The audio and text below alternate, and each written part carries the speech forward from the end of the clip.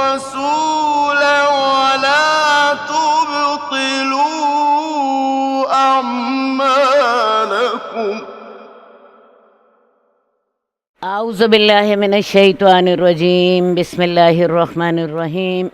اللہم صلی علی محمد وعلی آل محمد کما صلیت علی ابراہیم وعلی آل ابراہیم انک حمید مجید. اللہم بارک علی محمد وعلی آل محمد کما بارکت علی ابراہیم وعلی آل ابراہیم انک حمید مجید.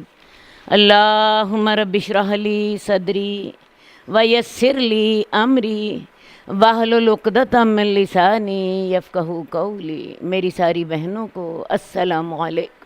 آج ہم کتاب الحدود شروع کر رہے ہیں. کتاب الحدود سے کیا مراد ہے؟ اللہ تعالیٰ نے کچھ سزائیں جو ہیں خود مقرر کر دی ہیں. آپ کو پتہ ہے انسان جب معاشرے میں رہتا ہے تو اس کا جھگڑا تو ہو ہی جاتا ہے ایک دوسرے کے ساتھ. تو اللہ تعالیٰ نے اس سلسلے میں کچھ مخصوص جرائم کی کچھ مخصوص سزائیں خود مقرر کر دی ہیں اور ان سزاؤں کو حدود کہتے ہیں. اللہ تعالیٰ نے 5 قسم کی حدود رکھی ہیں. ایک تو قصاص ہے، دوسرے نمبر پر چوری کی حد، تیسرے نمبر پر زنا کی حد، اس کے علاوہ شراب کی حد بھی مقرر کی گئی ہے. تو یہ تمام جو حدود ہیں یہ انسان کے فائدے کے لیے ہی ہیں. قصاص کی حد جو ہے یہ اس لیے مقرر کی گئی ہے تاکہ انسانی جان کی حفاظت ہو سکے. چوری کی حد اس لیے مقرر کی گئی ہے تاکہ مال کی حفاظت ہو سکے. اور انسان کی جو عزت ہے اس کی حفاظت کے لیے شریعت نے 2 حدود مقرر کی ہیں. اگر کوئی شخص کسی پر بدکاری کا الزام لگا دے تو اس کے لیے قذف کی حد ہے، 80 کوڑوں کی سزا ملے گی. اور اگر کوئی شخص کسی کی عزت لوٹ ہی لے تو 2 صورتیں ہیں. اگر تو شادی شدہ عزت لوٹ رہا ہے، اگر تو غیر شادی شدہ عزت لوٹ رہا ہے تو اس کو 100 کوڑوں کی سزا دی جائے گی. اور اگر وہ شادی شدہ تھا تو پھر اس کو شریعت زندہ رہنے کا حق نہیں دیتی، اس کو رجم کر دیا جائے گا. اور ایک اور سزا ہے جو کہ عقل کی حفاظت کے لیے ہے. اگر کوئی شخص شراب پی لے، اور آپ کو پتہ جب انسان شراب پی لیتا ہے تو شراب سے کے ساتھ اس کی عقل پر اثر ہوتا ہے، نشہ آ جاتا ہے اور اسے پتہ ہی نہیں ہوتا میرے منہ سے نکل کیا رہا ہے. تو اللہ تعالیٰ نے عقل کی حفاظت کے لیے شراب کی حد رکھی ہے. تو آپ یہ سمجھ لیجئے یہ تمام حدود انسانی معاشرے کو جرائم سے پاک رکھنے کے لیے اللہ تعالیٰ نے مقرر کی ہیں اور ان کی بہت زیادہ برکت ہے. حدیث میں آتا ہے کہ اگر انسان ایک حد جاری کر لے تو اس کا ثواب اتنا زیادہ، اس کا فائدہ اتنا زیادہ ہے جتنا 40 دن بارش کے ساتھ فائدہ ہوتا ہے. آپ دیکھیں آج بھی سعودی عرب میں حدود نافذ ہے، وہاں پہ امن و امان کی جو صورتحال ہے وہ دنیا کے دوسرے ممالک کی نسبت بہت بہتر ہے. تو آئیے ان حدود کے بارے میں پڑھتے ہیں. سب سے پہلی حد جیسا کہ میں نے آپ کو بتایا قصاص کی حد ہے. قصاص سے کیا مراد ہے؟ جو شخص کسی کو جان بوجھ کر قتل کر دے تو اس کو اس کی سزا کے طور پر قتل کر دیا جائے، جان کے بدلے جان. تو یہ احکامات ویسے تو تمام حدود کے قرآن مجید میں موجود ہیں، حدیث میں ان کی زیادہ تفصیل موجود ہے. میں اس وقت حدیث نمبر 1086 سے آغاز کرنے لگی ہوں. حضرت انس رضی اللہ تعالیٰ عنہ فرماتے ہیں کہ عقل قبیلے کے ایک گروہ نے جو کہ 8 کی تعداد میں تھے وہ مدینہ رسول اللہ صلی اللہ علیہ وسلم کے پاس آئے. انہوں نے رسول اللہ صلی اللہ علیہ وسلم سے اسلام کی بیعت کی تو انہیں آب و ہوا موافق نہ آئی. ان کے جسم جو تھے وہ بیمار ہو گئے تو انہوں نے رسول اللہ صلی اللہ علیہ وسلم سے شکایت کی اور آپ نے کہا تم ہمارے چرواہے کے ساتھ مدینے سے باہر چلے جاؤ اور وہاں پہ تم اونٹوں کا دودھ اور اونٹوں کا پیشاب پیو۔ اصل بات ہے یہ بنو اکل قبیلے کے 8 لوگ مدینہ آئے تھے، انہوں نے اسلام قبول کیا، رسول اللہ صلی اللہ علیہ وسلم کے ہاتھ پر بیعت کی اور مدینہ میں رہنے لگے۔ انہیں مدینہ کی آب و ہوا راس نہیں آئی، ان کے جسم میں پانی بھر گیا۔ آج کل بھی آپ دیکھیں نا یہ بیماری ہوتی ہے، پیٹ میں پانی بھر جاتا ہے، تو ان کے جسم میں پانی بھر گیا۔ انہوں نے اللہ کے رسول صلی اللہ علیہ وسلم سے شکایت کی تو آپ نے کہا کہ تم ایسا کرو کہ مدینے سے باہر ہم جو سرکاری چراگاہ ہے وہاں چرواہے کے ساتھ چلے جاؤ اور وہاں پہ تم اونٹوں کا دودھ بھی پیو اور اونٹوں کا پیشاب بھی پیو۔ اونٹوں کا دودھ جو ہے وہ اس بیماری کا علاج ہے اور اسی طرح ان کا پیشاب بھی۔ جو جانور جن کا گوشت کھانا جائز ہے ان کا جو گوبر اور پیشاب جو ہوتا ہے وہ ناپاک نہیں ہوتا۔ مثال کے طور پہ یہ جو گائے بھینسیں ہیں یا یہ جو بکریاں بھیڑ بکریاں ہیں ان کا گوبر اور ان کا جو پیشاب ہے وہ ناپاک نہیں ہے، شریعت نے یہ آسانی دی ہے۔ تو رسول اللہ صلی اللہ علیہ وسلم نے کہا کہ تم ایسا کرو کہ تم مدینے سے باہر جاؤ اور اونٹوں کا دودھ بھی اور اونٹوں کا پیشاب بھی پیو۔ اب انہوں نے ایسا ہی کیا، علاج کے طور پر انہوں نے اس کو پیا تو وہ جو ان کے جسموں میں پانی پڑ گیا تھا وہ تکلیف ختم ہو گئی۔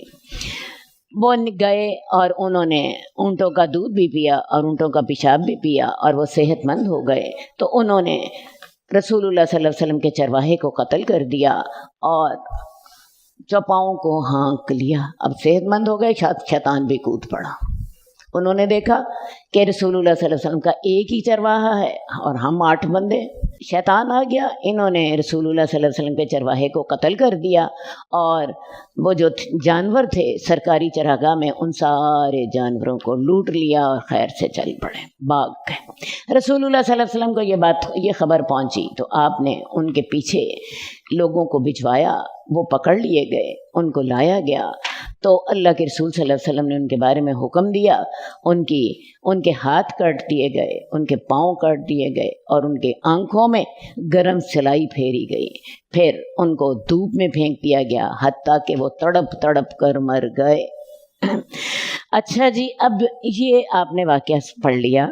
یہ حدیث جو ہے یہ قرآن مجید کی یہ جو سورہ مائدہ کی آیت ہے کہ بے شک ان لوگوں کی سزا جو اللہ اور اس کے رسول سے جنگ کرتے ہیں وہ یہ ہے کہ ان کو قتل کر دیا جائے یا ان کو سولی دے دی جائے یا ان کے ہاتھ اور پاؤں کاٹ دیے جائیں۔ تو یہ اس آیت کی تفصیل ہے۔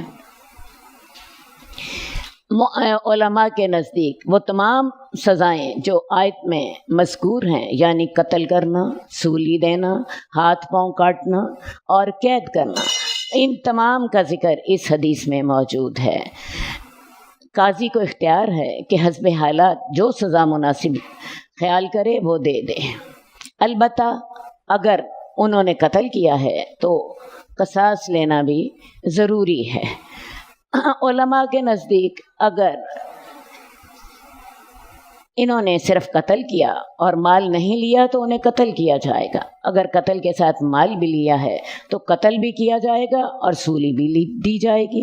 اگر صرف مال لوٹا ہے تو ہاتھ پاؤں کاٹے جائیں گے اور اگر صرف ڈرایا دمکایا ہے تو قاضی جو سزا مناسب سمجھے وہ ان کو دے گا۔ بات آپ کو سمجھ آ گئی؟ انہوں نے رسول اللہ صلی اللہ علیہ وسلم کے 8 آدمیوں نے رسول اللہ صلی اللہ علیہ وسلم کے چرواہے کو قتل کیا اور 7 ڈاکہ بھی مارا اور اس چرواہے کو انہوں نے دھوپ میں پھینک دیا تڑپ تڑپ کے مرنے کو۔ تو رسول اللہ صلی اللہ علیہ وسلم نے اس ایک آدمی کے بدلے میں 8 کو قتل کروایا کیونکہ تمام اس کے قتل میں شریک تھے اور ان کو سزا بھی دی۔ اصل بات یہ ہے ان کے ہاتھ پاؤں کیوں کاٹے گئے؟ کیونکہ انہوں نے ڈاکہ بھی ڈالا تھا۔ رسول اللہ صلی اللہ علیہ وسلم کے جو اونٹ تھے انہیں بھی ہانک کر لے گئے تھے۔ اس کے علاوہ ان کی آنکھوں میں گرم سلائی پھروائی گئی کیونکہ انہوں نے یہی سلوک رسول اللہ صلی اللہ علیہ وسلم کے چرواہے کے ساتھ کیا تھا اور اسی طرح یہ رسول اللہ صلی اللہ علیہ وسلم کے چرواہے کو دھوپ میں مرنے کے لیے پھینک گئے تھے، اسی طرح ان کو بھی دھوپ میں مرنے کے لیے پھینک دیا گیا۔ یہ پانی مانگتے تھے، ان کو پانی نہیں دیا جاتا تھا، یہاں تک کہ یہ ویسے ہی تڑپ تڑپ کر مر گئے جیسے کہ انہوں نے رسول اللہ صلی اللہ علیہ وسلم کے چرواہے کے ساتھ کیا تھا۔ تو اس حدیث سے بہت سی باتیں آپ کے سامنے آئیں۔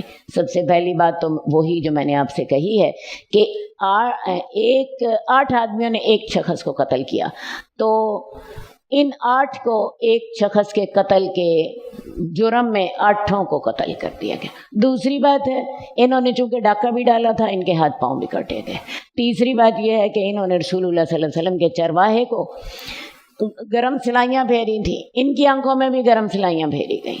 اور چوتھی بات، انہوں نے اس کو تڑپنے کے لیے پیاسا دھوپ میں پھینک دیا تھا، اسی انداز سے ان کو سزا دی گئی۔ تو لہٰذا قصاص میں جیسا کسی نے کیا ہو ویسا کرنے کا حکم ہے۔ قرآن مجید ہمیں کہتا ہے کہ ان عاقبتم بمثل ما عوقبتم بہ، تم سزا دے سکتے ہو جیسے کہ تمہارے ساتھ زیادتی کی گئی۔ تو لہٰذا رسول اللہ صلی اللہ علیہ وسلم نے جیسا انہوں نے جرم کیا تھا اس کے مطابق ہی سزا دی۔ حدیث نمبر 1078، حضرت انس بن مالک کی حدیث ہے کہ ایک یہودی آدمی نے رسول اللہ صلی اللہ علیہ وسلم کے زمانے میں ایک لڑکی پر زیادتی کی۔ اس نے اس کے زیور چھین لیا جو اس نے پہنا ہوا تھا اور اس کا سر کچل دیا۔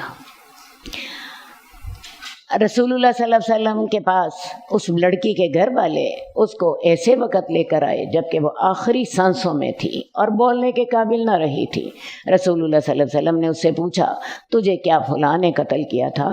سوائے اس آدمی کے جس نے اسے قتل کیا تھا۔ تو اس بچی نے اپنا سر سے اشارہ کیا کہ نہیں۔ پھر آپ نے ایک اور آدمی کا نام لیا جو اس کا قاتل نہیں تھا۔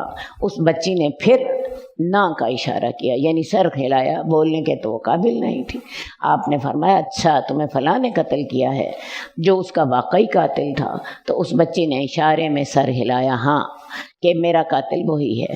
تو رسول اللہ صلی اللہ علیہ وسلم نے اس کے بارے میں حکم دیا، اس کا سر 2 پتھروں کے درمیان کچل دیا گیا۔ بات سمجھ آ گئی کہ یہودی نے ایک بچی کو قتل کیا، اس کا زیور چھینا اور پتھر کے ساتھ اس کا سر کچل دیا۔ تو رسول اللہ صلی اللہ علیہ وسلم نے اس بچی سے اس کا آخری بیان لیا۔ اس بچی اس وقت بولنے کے قابل تو نہ تھی لیکن سر ہلانے کے قابل تھی۔ تو آپ نے اس کا بیان لیا اور بیان لینے کے بعد آپ نے پھر اس یہودی سے بھی پوچھا، تفتیش کی، صرف جو ہے اسی کے بیان پر آپ نے فیصلہ نہیں کیا بلکہ اس یہودی سے بھی تفتیش کی۔ یہودی مان گیا کہ ہاں بھائی میں نے ہی یہ جرم کیا ہے۔ تو رسول اللہ صلی اللہ علیہ وسلم نے اس کو بھی 2 پتھروں کے درمیان قتل کروا دیا۔ اب اس حدیث سے بھی بہت سے مسائل ثابت ہوتے ہیں۔ سب سے پہلی بات یہ ہے کہ عورت کے بدلے میں مرد قاتل کو قتل کیا جائے گا۔ اب اس نے عورت کو بچی کو قتل کیا تھا، مرد نے چونکہ وہ قاتل ہے اس کو قتل کیا جائے گا۔ دوسری بات کہ قتل عمد کی صورت میں جس طرح قتل کیا گیا اسی طرح بدلہ لیا جائے گا۔ پچھلی حدیث میں بھی ہم نے یہ بات دیکھی۔ اس حدیث سے یہ بھی ثابت ہوتا ہے کہ مسلمان کو جو بھی قتل کرے اسے قتل کیا جائے گا۔ اس کے علاوہ زخمی کا بیان سننا چاہیے اور اسے قاتل کے بارے میں دریافت کرنا چاہیے۔ لیکن ایک بات آپ کو یاد رہے کہ صرف زخمی کے بیان پر ہی فیصلہ نہیں کیا جائے گا بلکہ ملزم کو بھی اس سے بھی دریافت کیا جائے گا۔ اگر وہ اقرار کر لے یا ثبوت مل جائے تو پھر اس کو سزا دی جائے گی۔ صرف جو ہے زخمی کا بیان ہی سزا دینے کے لیے کافی نہیں ہوگا۔ حدیث نمبر 1088، عمران بن حسین کی حدیث ہے کہ ایک آدمی نے دوسرے آدمی کا ہاتھ دانتوں سے کاٹا اور اس دوسرے آدمی نے اپنا ہاتھ جو تھا اس کے منہ سے چھڑانے کے لیے کھینچا تو اس کے سامنے کے 4 دانت ٹوٹ کر گر گئے۔ یعنی ایک شخص نے دیکھے جی دوسرے شخص کو کاٹا اور اتنی زور سے کاٹا کہ اس شخص نے بل بلا کر جب اپنا ہاتھ اس کے منہ سے نکالا تو اس نے اتنی زور سے اس نے کاٹا تھا کہ اس کے دانت بھی ساتھ ہی گر کے ساتھ آ گئے۔ ٹھیک ہے، 4 دانت گر گئے۔ اب وہ لوگ جو تھے رسول اللہ صلی اللہ علیہ وسلم کے پاس اپنا مقدمہ لے کر آ گئے، یا رسول اللہ اس کی وجہ سے ہمارے بندے کے 4 دانت گر گئے ہیں، تو ہمیں دانت کے بدلے دانت، کان کے بدلے کان، آنکھ کے بدلے کان، ناک کے بدلے ناک، اس اصول کے تحت یا رسول اللہ ہمیں قصاص دلائیے۔ تو رسول اللہ صلی اللہ علیہ وسلم نے کہا کہ تم میں سے ایک اپنے بھائی کو ایسے کاٹتا ہے جیسا کہ وحشی اونٹ کاٹتا ہے، تمہیں کوئی دیت نہیں ملے گی۔ کیوں دیت نہیں ملے گی؟ بات ہے اس نے تو اپنے دفاع میں اپنا ہاتھ کا جو ہے باہر نکالا ہے۔ اصل بات یہ ہے اس نے اتنی زور سے کاٹا ہی کیوں کہ جس کی وجہ سے اس نے اپنے دفاع کے لیے اپنا ہاتھ جب کھینچا، کھینچنے کے ساتھ دانت ٹوٹ گئے۔ تو دفاع کا حق ہر شخص کو حاصل ہے۔ رسول اللہ صلی اللہ علیہ وسلم نے کہا اپنے دفاع کرتے ہوئے اس کے دانت ٹوٹے ہیں، اس کو کوئی دیت نہیں ملے گی، کوئی نہ خون بہا ملے گا نہ اس کو قصاص ملے گا۔ حدیث نمبر 1090 حضرت انس کی حدیث ہے کہ ربیش نے، جو کہ انس بن مالک کی پھوپھی تھیں، انہوں نے ایک انصاری لڑکی کے دانت توڑ دیے۔ تو لوگوں نے قصاص طلب کیا، انہوں نے کہا کہ اب ہم بھی ان کے دانت توڑیں گے۔ تو وہ رسول اللہ صلی اللہ علیہ وسلم کے پاس آئے تو رسول اللہ صلی اللہ علیہ وسلم نے قصاص کا حکم دیا۔ انس بن نضر نے کہا، جو کہ انس بن مالک کے چچا تھے، نہیں، اللہ کی قسم اس کے دانت نہیں توڑے جائیں گے اے اللہ کے رسول۔ تو رسول اللہ صلی اللہ علیہ وسلم نے فرمایا، اے انس، اللہ کی کتاب میں تو قصاص ہی کا حکم ہے، یعنی تمہیں قصاص دینا ہوگا۔ عرب لوگ جو تھے اپنی عورتوں کے بارے میں ان کا رویہ بڑا عجیب و غریب تھا، ویسے عورتوں کے بارے میں انتہائی غیرت مند تھے۔ اگر کسی کی عورت کو کوئی سزا ملنی ہوتی تو اس کے جو مرد رشتہ دار ہوتے وہ اس کی جگہ پہ سزا لینے کو تیار ہوتے، اور اسی غیرتی کی وجہ سے میں آپ کو بتاؤں یہ بچیوں کو زندہ دفن بھی کر دیتے تھے، ان کی غیرت گناہ کی حد تک پہنچی ہوئی تھی۔ تو یہ انس بن مالک کہنے لگے، اللہ کے رسول اس کے دانت نہیں توڑے جائیں گے۔ تو اللہ کے رسول نے کہا، انس، اللہ کی کتاب تو قصاص کا حکم دیتی ہے۔ تو لوگ جو تھے وہ راضی ہو گئے اور انہوں نے خون بہا قبول کر لیا، یعنی انہوں نے یہ قبول کر لیا کہ چلو دانت کے بدلے میں ربیش کا دانت نہ توڑا جائے بلکہ اس کا خون بہا لے لیا جائے۔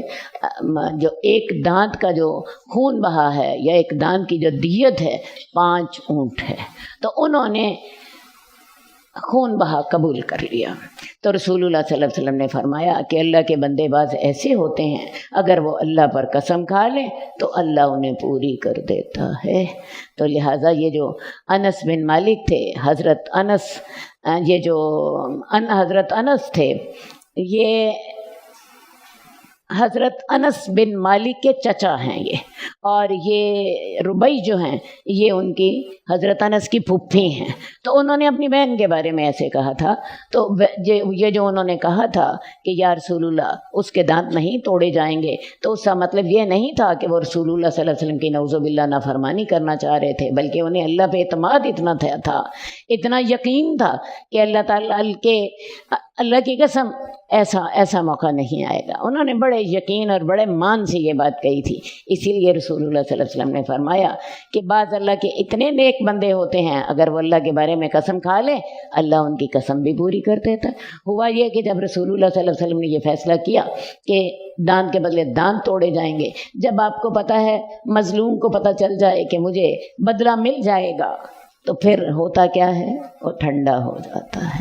ہاں، اگر بدلہ نہ مل رہا ہو پھر انسان کے اندر وہ ایک ریئیکشن پیدا ہوتا ہے بدلہ لینے کا، انتقام لینے کا۔ اب جب رسول اللہ صلی اللہ علیہ وسلم نے فیصلہ کر دیا کہ نہیں بھائی، تمہیں تو دانت کے بدلے میں ان کا دانت ہی توڑا جائے گا، تو وہ لوگ مطمئن ہو گئے اور انہوں نے دیت قبول کر لی۔ تو اس طرح کر کے اللہ تعالیٰ نے حضرت انس کی کھائی ہوئی قسم کو پورا فرما دیا۔ اس حدیث سے آپ کو یہ پتہ چلتا ہے کہ دانت کی بھی دیت ہے، بلکہ دانت کی دیت ہے، پورے انسانی جسم کی دیت جو ہے وہ 100 اونٹ ہے، اور جسم کے ایسے اعضاء جو کہ دو دو ہیں، مثلا یہ جو 2 ہاتھ ہیں، 2 کان ہیں، 2 آنکھیں ہیں، 2 پاؤں ہیں، ایسے جسم کے اعضاء جو کہ 2 2 ہیں، ان سب کی دیت بھی 100 اونٹ ہے۔ یہ اتنے اہم ہیں کہ اگر کوئی انہیں کاٹ دیتا ہے تو اس کی بھی دیت اتنی ہی ہوتی ہے جتنی پوری جان کی ہوتی ہے۔ اسی طرح اگر کوئی کسی کا ناک کاٹ دے، کوئی کسی کی زبان کاٹ دے، کوئی کسی کا جو ہے مردانہ عضو کاٹ دے تو اس کی دیت بھی 100 اونٹ ہے، کیونکہ یہ اتنی اہم حصے ہیں جسم کے کہ پورے انسانی جسم کی دیت اس کے بدلے میں دینی ہوتی ہے۔ اسی طرح اللہ تعالیٰ نے علیحدہ ہر شے کی دیت رکھی ہے۔ اونٹ کی میں نے بتایا کہ ایک دانت کی دیت جو ہے وہ 5 اونٹ ہے۔ اسی طرح زخموں کی بھی دیت ہے۔ ایک زخم جو ہے وہ جلد تک پہنچ جاتا ہے، ایک زخم جو ہے وہ اندر انتوں تک پہنچ جاتا ہے۔ بالجروح قصاص، یا تو اس کے بدلے میں اتنا ہی زخم لگا دیا جائے یا اس کے بدلے میں دیت دے دی جائے۔ تو یہ تمام احکامات احادیث میں تفصیلی طور پر موجود ہیں۔ حدیث نمبر 1091 عبداللہ بن مسعود کی حدیث ہے کہ رسول اللہ صلی اللہ علیہ وسلم نے فرمایا کہ کسی مسلمان آدمی کا خون کسی دوسرے کے لیے حلال نہیں ہے جو کہ گواہی دیتا ہو کہ اللہ کے سوا کوئی معبود نہیں اور محمد صلی اللہ علیہ وآلہ وسلم اللہ کے رسول ہیں۔ ہاں، ایک مسلمان کا خون 3 باتوں کی وجہ سے حلال ہو جاتا ہے، یا تو جان کے بدلے جان، یا شادی شدہ زانی ہو تو اس کا خون بھی حلال ہو جاتا ہے۔ میں نے جیسے کہ آپ کو بتایا کہ جو شادی شدہ زانی ہے اس کو زندہ رہنے کا شریعت حق نہیں دیتی، اس کو پتھر مار مار کے مار دیا جائے گا، ساتھ اس کی ذلت بھی ہوگی اور ساتھ اس کو جان بھی لے لی جائے گی۔ جو سنسار کرنا ہوتا ہے یہ اس طرح سنسار کرتے ہیں، ایک گڑھا کھود دیتے ہیں اور گڑھا کھود کر کمر تک انسان کو اس میں دبا دیتے ہیں، زندہ اس کو اس میں دبا دیتے ہیں تاکہ وہ بھاگ نہ سکے، اور اس کے بعد اسے پتھر مارتے ہیں اور تب تک پتھر مارتے رہتے ہیں جب تک کہ وہ مر نہ جائے۔ تو سنسار کرنا جو ہے یہ ایک تو اس کے ساتھ جان چلی جاتی ہے اور نمبر 2 اس کے ساتھ ذلت بھی انسان کی ہوتی ہے۔ تو ایک تو جان کے بدلے جان لینا جائز ہے، دوسرے شادی شدہ زانی کو بھی ختم کرنا جائز ہے، اور تیسرے جو شخص اپنے دین سے نکل جائے، مرتد ہو جائے، اس کی جان بھی لی جا سکتی ہے۔ اس حدیث میں ایسے 3 جرائم کا ذکر ہے جن کی بنا پہ جان لی جا سکتی ہے۔ ویسے شریعت اسلام میں بہت سے جرم ایسے ہیں جن کی سزا قتل ہے، مثلا جادوگروں کو قتل کیا جا سکتا ہے، شاتم رسول کی سزا قتل ہے۔ تو تقریباً 10 جرم ایسے ہیں جن میں قتل کی سزا دی جا سکتی ہے۔ حدیث نمبر 1093 عبداللہ بن مسعود کی حدیث ہے کہ رسول اللہ صلی اللہ علیہ وآلہ وسلم نے فرمایا کہ کسی بھی جان کو جب ظلم سے قتل کیا جاتا ہے تو پہلے ابن آدم پر جس نے سب سے پہلے قتل کیا تھا اس پر بھی گناہ کا ایک حصہ لازمی اس کو ملتا ہے، کیونکہ اس نے سب سے پہلے قتل کا طریقہ جو تھا وہ جاری کیا تھا۔ یہ بدبخت کون تھا؟ قابیل، جس نے اپنے بھائی حابیل کو قتل کیا تھا۔ تو لہٰذا اب جو بھی قتل ہوتا ہے اس قتل کا ایک حصہ قابیل کے اعمال نامے میں چلا جاتا ہے۔ اور اسی کے اپوزٹ ایک اور اچھی بات بھی، جو شخص کوئی نیکی کا آغاز کرے، پہل کرے اور بعد میں لوگ نیکی کریں تو اس نیکی میں سے بھی ایک حصہ اس شخص کو جاتا ہے جس نے سب سے پہلے وہ نیکی کی تھی۔ تو لہٰذا سوچ لیجئے، آپ جو ہیں نیکی کرنے والے بنے، برائی کرنے والے نہ بنیے، کیونکہ آپ کو دیکھ کے جو شخص برائی کرے گا اس کی برائی اس برائی میں آپ کا حصہ ہوگا، اور آپ کو دیکھ کر جو شخص نیکی کرے گا اس کی نیکی میں بھی آپ کا حصہ ہوگا۔ حدیث نمبر 1094 अबू बकरा की हदीस है कि रसूलुल्लाह सल्लल्लाहु अलैहि वसल्लम ने फरमाया, ज़माना घूम कर आ गया है उस हैयत पर जब अल्लाह ताला ने ज़मीन और आसमान को पैदा किया था। साल के 12 महीने होते हैं, जिनमें से 4 हुर्मत वाले महीने हैं। अब ये जो हुर्मत वाले महीने हैं, ये ज़माना जाहिलियत में भी हराम थे और मोहतरम समझे जाते थे। इनकी हुर्मत मुद्दत से चली आ रही थी। असल में ये हुर्मत वाले महीने इसलिए रखे गए थे ताकि बैतुल्लाह की ज़ियारत आसान हो जाए। आपको पता है बैतुल्लाह जो है अल्लाह का घर है मक्के में, तो मक्का खुद हुर्मत वाला शहर है।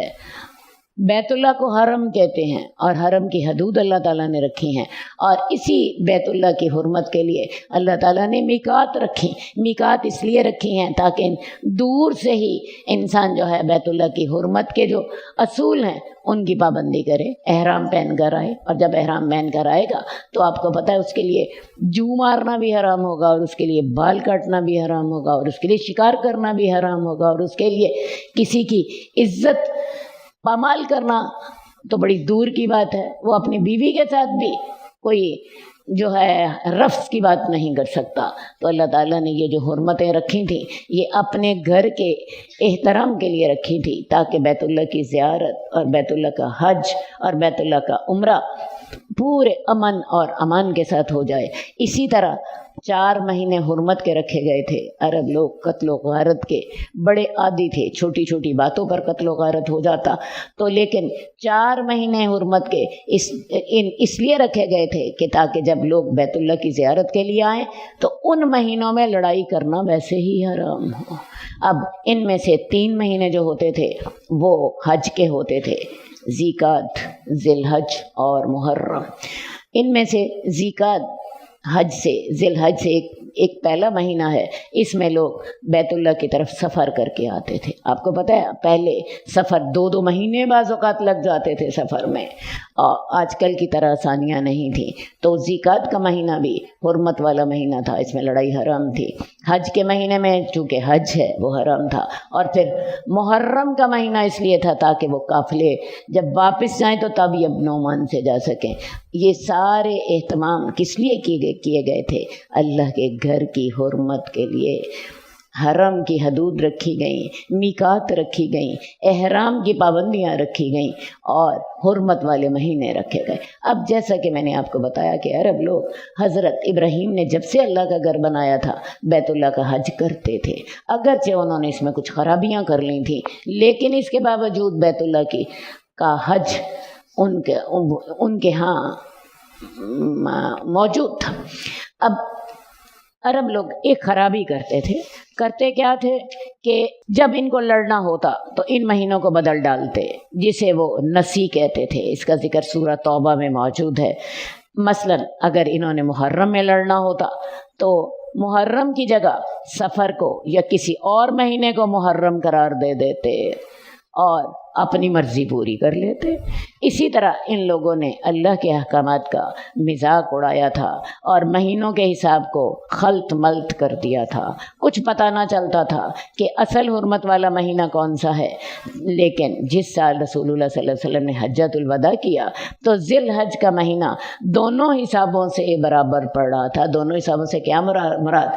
असल हिसाब के लिहाज से भी, और जो कुफ़ार ने हिसाब करते थे। कुफ़ार मैंने आपको बताया कि जब उन्होंने लड़ना होता मुहर्रम के महीने में लड़ लेते और मुहर्रम की जगह सफ़र को हरम हुर्मत वाला महीना करार दे देते।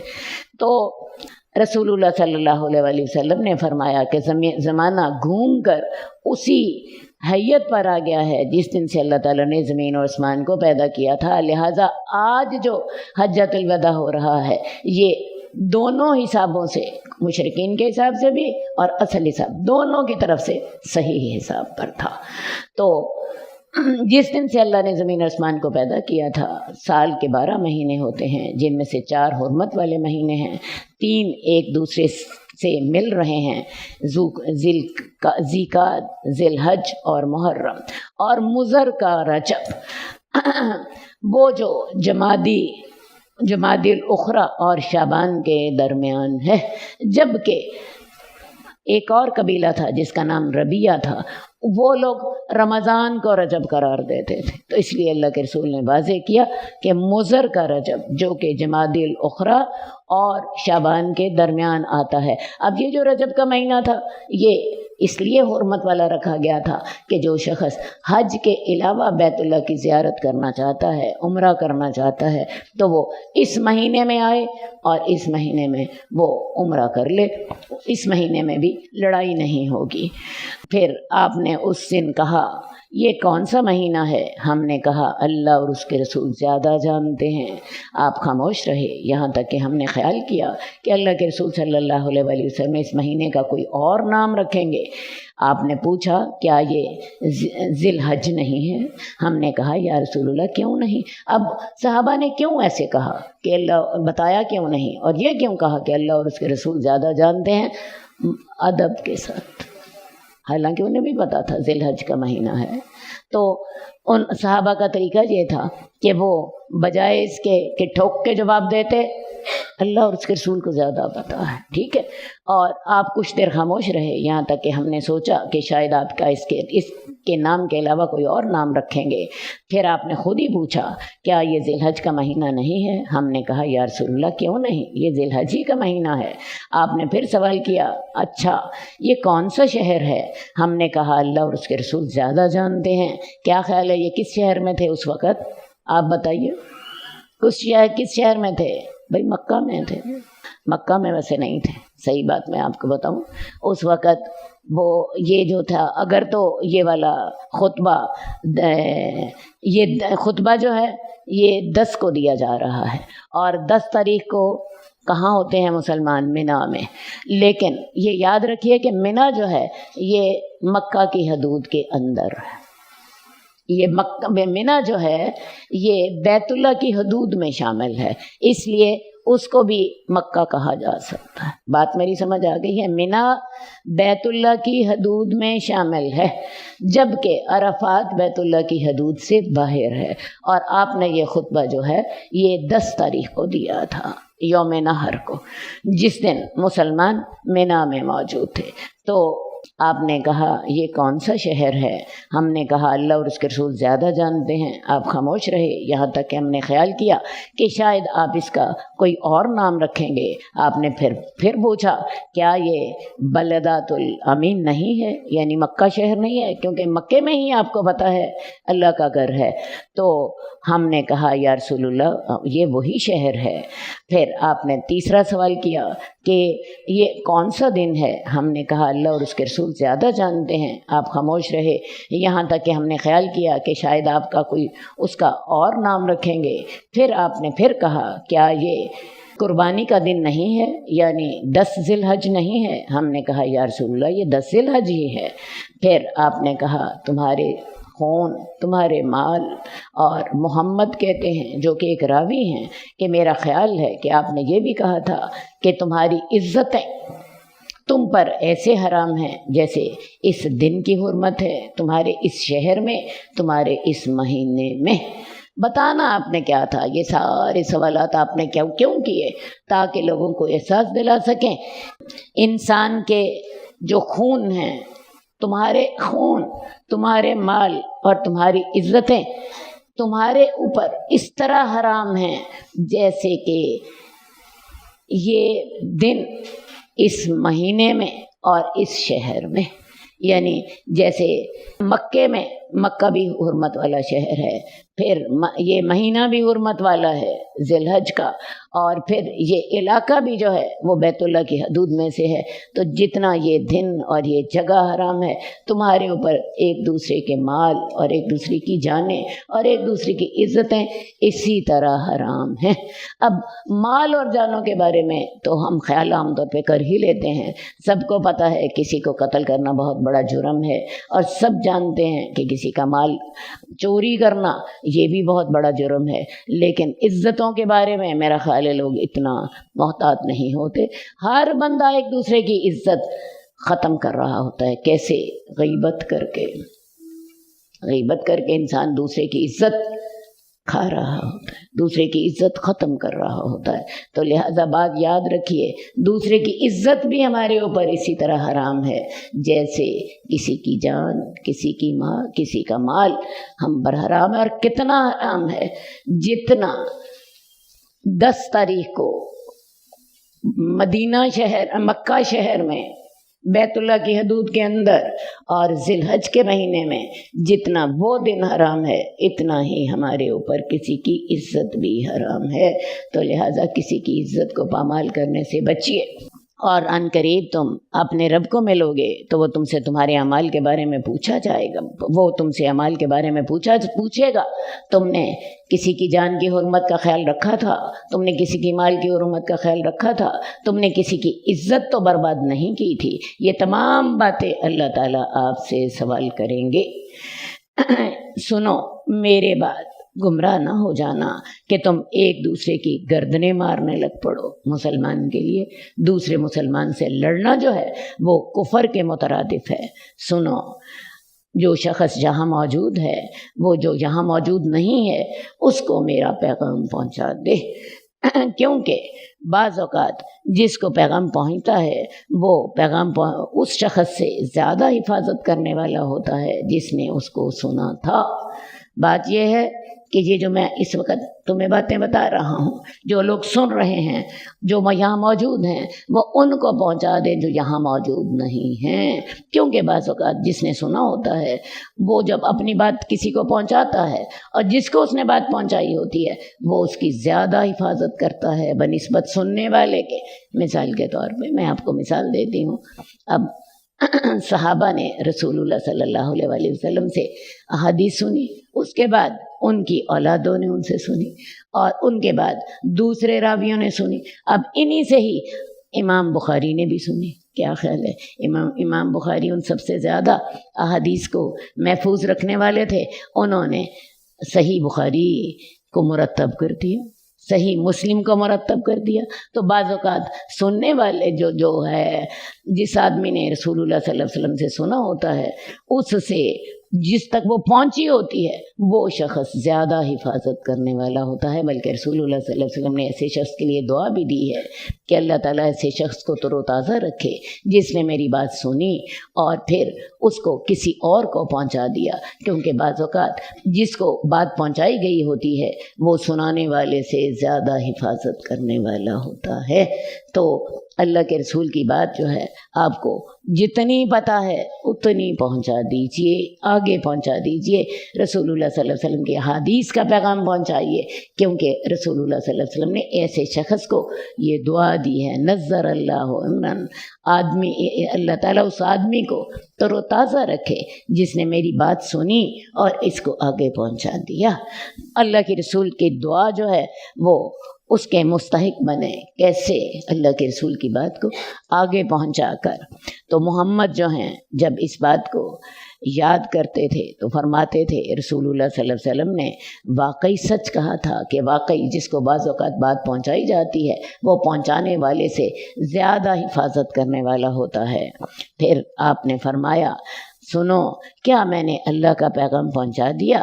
آپ نے یہ بات 2 دفعہ کہی، لوگوں سے پوچھا بتاؤ میں نے اللہ کا پیغام تم پر پہنچا دیا؟ مراد کیا تھی کہ کل کو قیامت والے دن جب تم سے گواہی لی جائے گی تو میرے بارے میں کیا جواب دو گے کہ میں نے اللہ کا پیغام تمہیں پوری حفاظت سے پہنچا دیا تھا؟ صحابہ نے کہا ہاں یا رسول اللہ۔ اللہ کے رسول نے پھر آسمان کی طرف اپنی شہادت کی انگلی اٹھائی اور کہا اللہم اشہد، اللہ تو گواہ رہنا، اللہ تو گواہ رہنا، اللہ تو گواہ رہنا۔ 3 دفعہ آپ نے فرمایا کہ اللہ تعالیٰ میں نے تیرا پیغام اپنی طاقت کی حد تک تیرے بندوں تک پہنچا دیا ہے۔ حدیث نمبر 1095 حضرت ابو ہریرہ کی حدیث ہے کہ رسول اللہ صلی اللہ علیہ وسلم نے 2 عورتوں کے بارے میں فیصلہ کیا جو کہ بنی حذیل قبیلے سے تھی۔ وہ دونوں عورتیں لڑ پڑی تھیں، تو ایک نے دوسری کو پتھر مارا، تو اس نے وہ پتھر اس کے پیٹ کو لگا اور وہ حاملہ تھی، تو اس نے اس کے بچے کو مار دیا جو اس کے پیٹ میں تھا۔ اصل میں یہ جو بنو حذیل قبیلہ تھی اس کی 2 سوکنے تھیں، ایک آدمی کی 2 بیویاں تھیں، ان کی آپس میں لڑائی ہو گئی، ایک نے دوسری کو پتھر مارا اور وہ حاملہ تھی، اب وہ پتھر مارنے کے ساتھ اس کے پیٹ کے بچے کو نقصان پہنچا اور وہ پیٹ کا بچہ جو تھا وہ مر گیا۔ تو وہ اپنا جھگڑا رسول اللہ صلی اللہ علیہ وسلم کے پاس لے کر آئے، تو رسول اللہ صلی اللہ علیہ وسلم نے فیصلہ کیا کہ جو اس کے پیٹ میں تھا اس کی دیت 1 غرہ ہے، یا تو غلام یا لونڈی، یعنی یہ غلام دے یا لونڈی دے، یہ اس بچے کی دیت ہے۔ اب اگر کوئی کسی کے پیٹ کے بچے کو مار دے اور وہ بچہ مردہ پیدا ہو، یہ بچہ مردہ پیدا ہوا تھا جس کا اس حدیث میں ذکر ہے، تو اس کی دیت تو 1 غلام یا لونڈی یا اس کی قیمت ہے۔ لیکن اگر بچہ زندہ پیدا ہو اور زندہ پیدا ہونے کے بعد مر جائے، مطلب 4 گھنٹوں کے بعد مر گیا، تو پھر اس کی دیت پوری ہوگی، اور ایک انسانی جان کی دیت 100 اونٹ ہوتی ہے۔ تو اگر تو وہ زندہ پیدا ہوا اور زندہ پیدا ہونے کے بعد مرا تو اس کی دیت 100 اونٹ ہوگی، لیکن اگر وہ پیٹ میں ہی مر گیا اور مردہ پیدا ہوا تو اس کی دیت جو ہے 1 غلام یا 1 لونڈی یا اس کی قیمت ہوگی۔ تو عورت کا ولی کہنے لگا جس کو تاوان دینا تھا، میں کیسے تاوان دوں اے اللہ کے رسول، جس نے نہ تو پیا اور نہ کھایا، نہ بولا، نہ اس نے چیخ ماری، تو یہ تو سب کچھ بیکار ہے۔ یعنی اگر تو یہ زندہ ہوتا تو میں اس کی دیت بھی دیتا، اب نہ اس نے کھایا پیا نہ رویا، تو میں اس کی دیت کیوں دوں؟ تو رسول اللہ صلی اللہ علیہ وسلم نے کہا کہ یہ کاہنوں کا بائی ہے۔ اصل بات ہے اللہ کے رسول صلی اللہ علیہ وآلہ وسلم نے اس شخص کی مذمت کی کیونکہ اس نے شریعت کے حکم کو باطل ٹھہرایا۔ تو اصل بات یہ ہے کہ اگر کوئی کسی کے پیٹ کے بچے کو مار دے تو جیسے کہ میں نے آپ کو پہلے بتایا، اگر بچہ مردہ پیدا ہوگا تو اس کو 1 غلام یا لونڈی یا اس کی قیمت، اس کے برابر قیمت اس کو دیت دینی ہوگی، اور اگر وہ زندہ پیدا ہوا تھا اور زندہ پیدا ہونے کے بعد مر گیا تو پھر اس کو جو ہے 1 پوری انسان کی دیت دینی ہوگی، اور وہ دیت جو ہے وہ 100 اونٹ ہے۔ اور یہ دیت جو ہے اس عورت پر نہیں ہوگی بلکہ اس عورت کے جو ددھیالی رشتہ دار ہیں ان پر ہوتی ہے، جس کو عاقلہ کہتے ہیں۔ اچھا جی، اگلی جو حدیث ہم پڑھ رہے ہیں یہ احادیث آپ نے دیکھا قصاص کے بارے میں تھی۔ اب ہم جو حدیث پڑھ رہے ہیں وہ چوری کی حد کے بارے میں ہیں، کیونکہ قصاص کی حد کے بعد اگلی حد جو ہے وہ چوری کی ہے۔ حدیث نمبر 1097، حضرت عائشہ کہتی ہیں کہ رسول اللہ صلی اللہ علیہ وسلم نے فرمایا، چور کا ہاتھ 1/2 دینار میں کاٹا جائے گا۔ چور کا ہاتھ 1/2 دینار میں کاٹا جائے گا۔ ویسے تو قرآن مجید کی آیت ہے، السارق والسارقۃ فاقطعوا ایدیہما، چور مرد ہو یا چور عورت ہو ان دونوں کے ہاتھ کاٹ دو، یہ سزا ہوگی اس چیز کی جو انہوں نے کرتوت کی ہے، اور یہ ان کے لیے اللہ کی طرف سے سزا مقرر کی گئی ہے۔ اب چوری کے لیے بارے میں 2-3 باتوں کا خیال رکھ لیجئے کہ چوری جو ہے وہ ہر چوری پر ہاتھ نہیں کاٹا جائے گا۔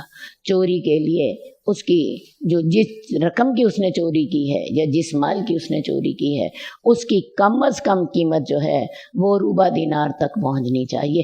ایک بات میں آپ کو بتا دوں، دینار جو ہے یہ سونے کا ہوتا تھا، درہم چاندی کا ہوتا تھا، اور 1 دینار برابر ہے 4 ماشا سونے کے۔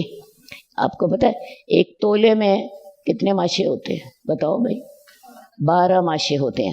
اس کا مطلب یہ ہے کہ 3 دینار برابر ہے 1 تولہ سونے کے، تو 1 دینار برابر ہے 4 ماشا سونے کے۔ تو جب 1/2 دینار ہے تو کیا مراد ہوا؟ 1 ماشا سونا۔ اب آج کل سونے کا تقریباً 1 تولے کا جو ریٹ ہے تقریباً 50,000 تک ہے، تقریباً 50,000 ہے۔ آپ اس کو 12 سے ضرب دے لیجئے تو 1 ماشا سونے کی قیمت کوئی 4 ہزار کے قریب ہو جائے گی۔ تو جب تک چیز کی مالیت اتنی نہ ہو تب تک اس کا ہاتھ نہیں کاٹا جائے گا۔ نمبر 2، ہاتھ کاٹنے کے لیے ضروری ہے کہ وہ چیز محفوظ بھی کی گئی ہو۔ مثال کے طور پہ یہ میری اس میز پر ایک چیز کوئی زیور پڑا ہے جس کی مالیت جو ہے یہ 1 ماشا سونے کے برابر ہے، تو کسی نے اس کو لے لیا، اس کے ہاتھ نہیں کاٹے جائیں گے۔ ہاتھ کاٹنے کے لیے ضروری ہے کہ وہ چیز جو تھی میں نے اپنے بیگ میں ڈالی ہو یا میں نے کسی تالے کی جگہ پہ رکھی ہو، جس کو ہم محفوظ کرنا کہتے ہیں، ٹھیک ہے۔ اسی طرح کوئی شخص کسی سے چھین لے، جیسے آج کل آپ نے دیکھا بعض اوقات لوگ جو ہوتے ہیں پرس چھین کے لے جاتے ہیں، یا کسی نے ڈاکہ مار لیا، یا کسی نے امانت میں خیانت کر لی، ان باتوں پر ہاتھ نہیں کاٹا جائے گا۔ ہاتھ کاٹنے کے لیے 2 باتوں کی پابندی کرنی ضروری ہے۔ نمبر 1، مال کم از کم 1 ماشا سونے کی قیمت کو پہنچتا ہو، اور دوسری بات وہ مال محفوظ کیا گیا ہو۔ غیر محفوظ مال جو ہے اس پر ہاتھ نہیں کاٹا جائے گا، اس پر کوئی اور سزا دے دی جائے گی، لیکن ہاتھ کاٹنے کے لیے مال جو ہے وہ محفوظ جگہ سے اگر کسی نے نکال لیا تو تب اس کا ہاتھ کاٹا جائے گا۔ یہ ہاتھ جو ہے کلائی تک کاٹا جائے گا، کلائی تک کاٹا جائے گا، اور اس کے پہلے اگر چوری کی دایاں ہاتھ کاٹا جائے گا، ٹھیک ہے۔ اگر دوبارہ چوری کی پھر دوسرا بھی ہاتھ کاٹ دیا جائے گا، ٹھیک ہے جی۔ تو حدیث نمبر 1100، حدیث عائشہ ان قریشن اہمہم شان المرأۃ المخزومیۃ۔ حضرت عائشہ کی حدیث ہے کہ قریش کو ایک مخزومی عورت کے معاملے نے پریشان کر دیا تھا جس نے چوری کی تھی، اور انہوں نے کہا اس سلسلے میں رسول اللہ صلی اللہ علیہ وسلم سے کون بات کرے گا۔ اصل بات یہ ہوئی تھی کہ بنو مخزوم کا قبیلہ جو تھا یہ ایک معزز قبیلہ تھا، تو اس کی ایک عورت کے بارے میں رسول اللہ صلی اللہ علیہ وآلہ وسلم نے ہاتھ کاٹنے کا حکم جاری کیا تھا۔ اب لوگوں کو فکر پڑا ہوا تھا کہ یہ تو جی بڑی معزز عورت ہے، ارے بھی معزز عورت کو جرم کرتے وقت تو احساس نہیں ہوا۔ اب وہ چاہتے تھے کہ اس سلسلے میں کوئی رسول اللہ صلی اللہ علیہ وسلم سے سفارش کرے، تو انہوں نے آپس میں سوچا کہ اس سلسلے میں کون جرأت کر سکتا ہے۔ ہاں، اسامہ بن زید جو کہ رسول اللہ صلی اللہ علیہ وسلم کے محبوب ہیں وہ جرأت کر سکتے ہیں۔ یہ اسامہ بن زید کون سے تھے؟ یہ رسول اللہ صلی اللہ علیہ وسلم کی جو لونڈی تھی ام ایمن، جن کو آپ نے آزاد کر دیا تھا اور جنہوں نے آپ کو گود میں بھی کھلایا تھا، یہ ان کا اور حضرت زید بن حارثہ کا بیٹا تھا۔ دونوں ہی آپ کی محبوب شخصیتیں تھیں۔ آپ کو پتہ ہے اسامہ بن زید کو آپ نے اپنا بیٹا بنا لیا تھا، تو ان دونوں کے بیٹے تھے اسامہ بن زید، تو رسول اللہ صلی اللہ علیہ وسلم سے بہت پیار کرتے تھے۔ تو لوگوں نے کہا کہ یہ سفارش کی جرأت تو اسامہ بن زید ہی کر سکتے ہیں جو کہ رسول اللہ صلی اللہ علیہ وسلم سے محبوب ہیں لوگوں۔ تو حضرت اسامہ نے رسول اللہ صلی اللہ علیہ وسلم سے سفارش کی، تو رسول اللہ صلی اللہ علیہ وسلم بڑے ناراض ہوئے، اور آپ نے کہا کیا تو اللہ کی حدود میں سفارش کرتا ہے؟ پھر آپ کھڑے ہوئے اور لوگوں کو خطبہ دیا۔ اصل بات ہے اللہ کی حدود میں سفارش کرنا حرام ہے۔ کس لیے؟ اصل میں حدود کا مطلب ہی یہی ہے کہ جتنی اللہ تعالیٰ نے سزا مقرر کی ہے نہ اس سے کم سزا دی جائے نہ اس سے زیادہ سزا دی جائے۔ مثال کے طور پہ اللہ تعالیٰ نے یہ جو غیر شادی شدہ زانی ہے اس کے لیے 100 کوڑوں کی سزا مقرر کی ہے، نہ تو 110 کوڑے لگائے جائیں بلکہ 102 کوڑے بھی نہ لگائے جائیں۔ اللہ کو زیادہ پتہ ہے اس نے کتنی سزا دینی ہے، اور نہ ہی 90 کوڑے لگائے جائیں کہ ہائی بیچارہ بیمار ہے مر نہ جائے کہیں۔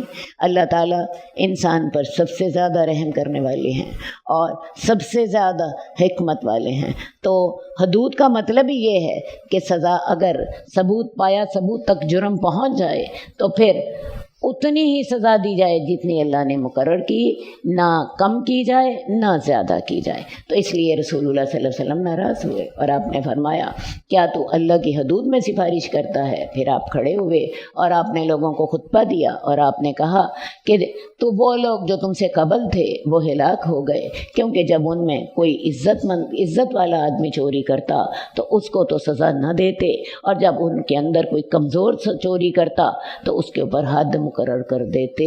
کیا خیال ہے؟